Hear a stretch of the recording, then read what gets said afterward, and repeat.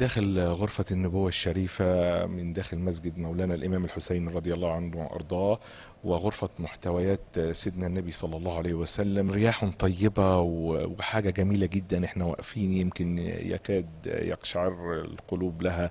عاوزين نسبح مع حضرتك ونتعرف أكتر وأكتر المحتويات بتاعت النبوة الشريفة صلى الله عليه وسلم. اللهم صل وسلم وبارك على سيدنا محمد وعلى آله وصحبه أجمعين. هيا بنا نبدأ على بركة الله في معرفة المقتنيات في الحجرة النبوية على بركة الله.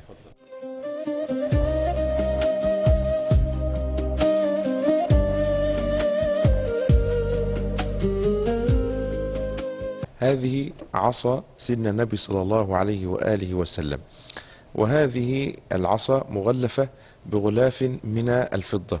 وهذه العصا استخدمها سيدنا رسول الله صلى الله عليه وسلم في يوم فتح مكة، حينما دخلها فاتحا وأشار إلى الأصنام: وقل جاء الحق وزهق الباطل إن الباطل كان زهوقا.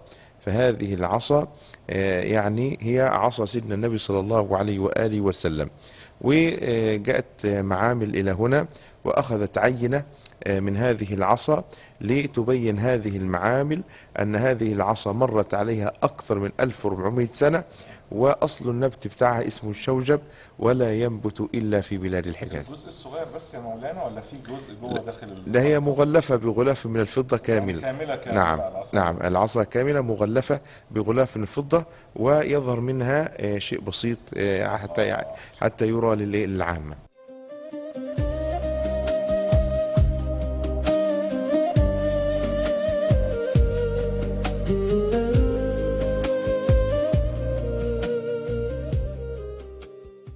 هذه مكحلة سيدنا النبي صلى الله عليه وآله وسلم التي كان يكتحل بها، وهي قطعتان: القطعة الأولى المرود، والقطعة الثانية المكحل.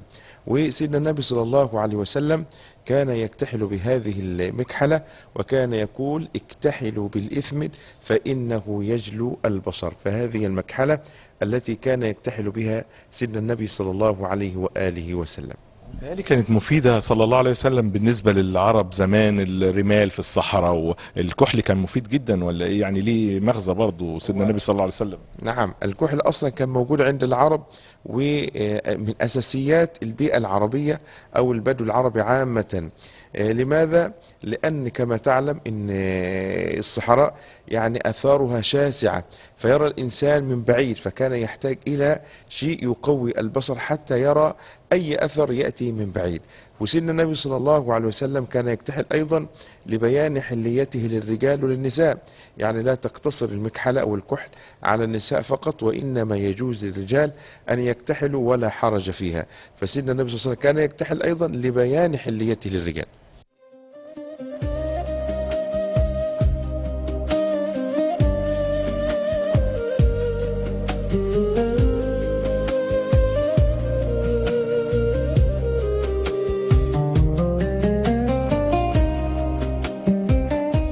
وهذه قطعة من قميص سيدنا النبي صلى الله عليه وآله وسلم. وهذه القطعة هي صناعة مصرية، أهديت من المقوقس عظيم القبط لسيدنا رسول الله صلى الله عليه وسلم، وكانت هذه هدية مع بقية الهدايا. وكان منهم زوجته صلى الله عليه وسلم، وهي السيدة ماريا القبطية. فهذه صناعة مصرية، وهو قميص كان يحبه صلى الله عليه وسلم، حتى كان يقال دائما: أفضل الثياب أو أحب الثياب إلى سيدنا رسول الله صلى الله عليه وسلم هو القميص. وهذه قطعة من قميص سيدنا النبي صلى الله عليه وسلم الذي كان يلبسه. القطعة الصغيرة بقى يا فضيلة الدكتور، ولا القطعة كلها؟ لا، القطعة البيش، وهي مغلفة بخيوط من الكتان لكي تحفظ هذه القطعة الصغيرة التي هي محاطة بخيوط من الكتان. والريحة الطيبة دي بقى حضرتك بتعطروها ولا ايه؟ لا لا، لا يقترب منها أي رائحة، وإنما هي يعني رائحة القميص ذاته. أثر سيدنا النبي صلى الله عليه وسلم. الله الله. اللهم صل وسلم وبارك على سيدنا محمد. فهذه قطعة من قميص صلى الله عليه وسلم.